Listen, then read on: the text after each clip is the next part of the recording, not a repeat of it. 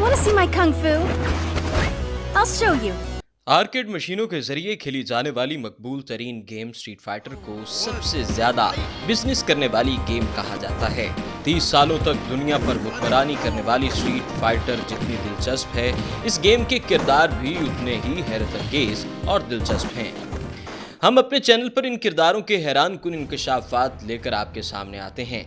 आज की वीडियो में हम जिक्र करेंगे स्ट्रीट फाइटर सीरीज की पहली फीमेल किरदार का, जिसे चिन-ली के नाम से जाना जाता है।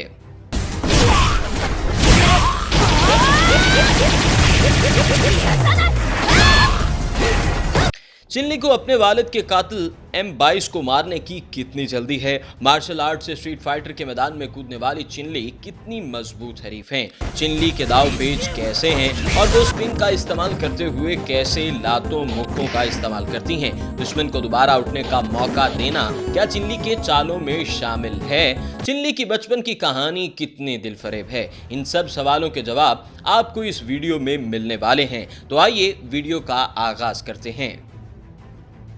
व्यूअर्स, हम बात कर रहे हैं स्ट्रीट फाइटर की पहली फीमेल किरदार चिन-ली की। चिन-ली ने पहली बार स्ट्रीट फाइटर 2 के जरिए इस मैदान में कदम रखा। वो इस सीरीज की सबसे पहली खातून फाइटर हैं। चिन-ली ने अपने वालिद के कातिल और सबसे बड़े दुश्मन M22 को खत्म करने के लिए जदोजहद का आगाज किया। इसे हर हाल में अपने वालिद के कातिल को इबरत का निशान बनाने की फिक्र पड़ी होती है। चिन-ली ने अपने करियर का आगाज मार्शल आर्ट के जरिए किया। इसका ताल्लुक मार्शल आर्ट्स की दुनिया के सबसे बड़े खित्ते चीन से है, इसलिए इसने मार्शल आर्ट को अपनाते हुए ब्रूस ली के अंदाज को अपनाना शुरू किया।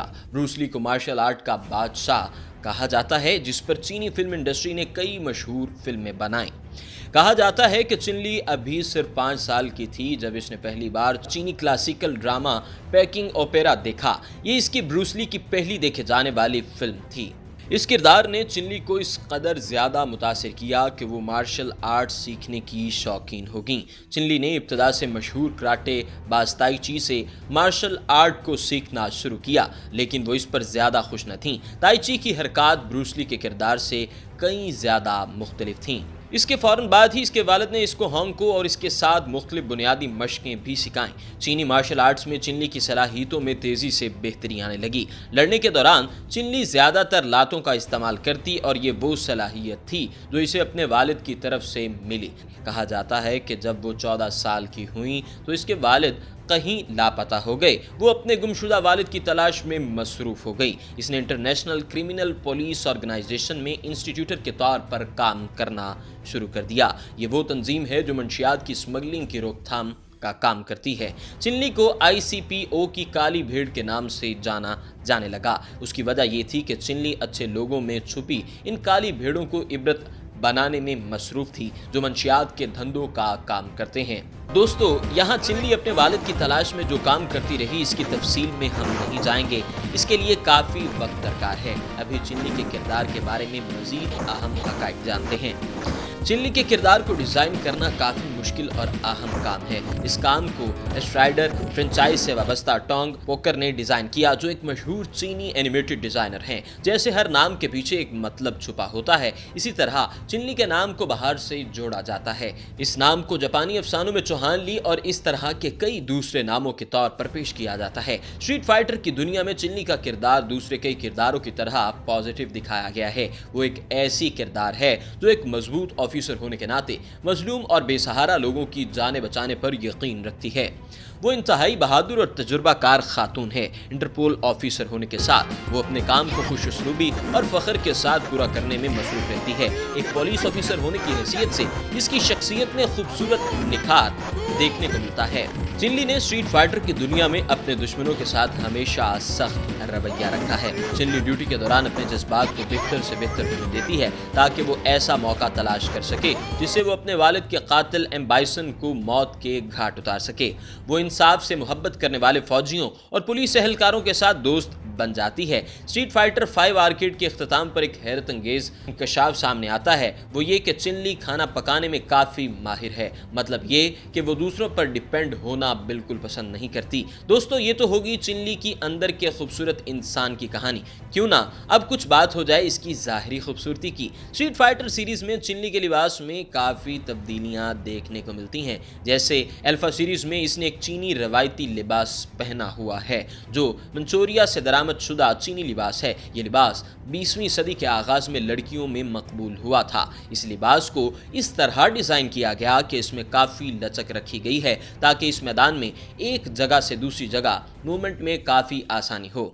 नाजरीन, इस सीरीज में एक जगह चिनली को आम कढ़ाई वाले लिबास में दिखाया गया है जिसके साथ एथलेटिक जूते पहने होते हैं, लेकिन नीले रंग की शर्ट, हाथों में कंगन और सफ़ेद जूते इसका पसंदीदा लिबास माने जाते हैं। चिनली स्ट्रीट फाइटर सीरीज में सबसे ज़्यादा इसी लिबास में देखा गया है। सर पर हेयर रिबन का इस्तेमाल इसके बालों को एक खास शेप देने में मदद फराहम करता है। चिनली की आंखें और चेहरे की शफाफियत इसे किसी खूबसूरत बार्बी डॉल की तरह देखने जैसी महसूस करती है। इसकी आंखें आम तौर पर चीनी लड़कियों से काफ़ी मुख्तलिफ तरह से डिज़ाइन की गई हैं। ताहम स्ट्रीट फाइटर सीरीज में जहां एक तरफ ग्राफिक्स में नाकाबिले यकीन तब्दीली देखने में आई, वहां गेम के दूसरे किरदारों की तरह चिनली के ड्रेस और इसके रंगों में भी इजाफा देखने में आता है। जैसे इसका स्कूल यूनिफॉर्म, ऑफिसर का लिबास हर तरह से मुख्तलिफ दिखाया गया है। व्यूअर्स, चिनली को स्ट्रीट फाइटर सीरीज का सबसे तेज रफ्तार किरदार कहा जाता है। वो अपने मद्दे मुकाबल पर इंतहाई तेज रफ्तार हमले करने में खूब महारत रखती हैं।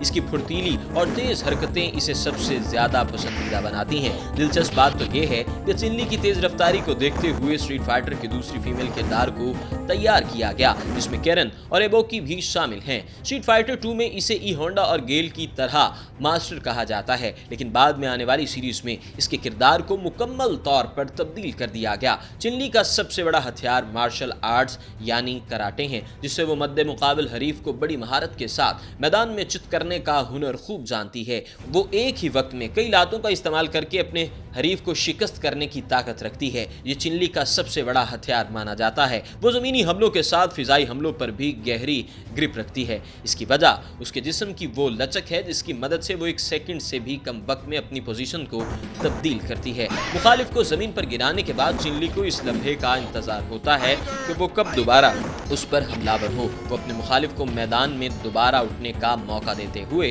उस पर मार्शल आर्ट के जरिए हमला करती है। मद्दे मुकाबल का जवाबी वार हो तो चिनली अपने हरीफ के जादुई वार को नाकाम बनाने के लिए अपनी पोजीशन को पहले से ही तैयार रखती है। इसके लिए एक सेकंड से भी कम वक्त दरकार होता है। वो अपने मुखालिफ को सोचने का ज्यादा वक्त बिल्कुल नहीं देती।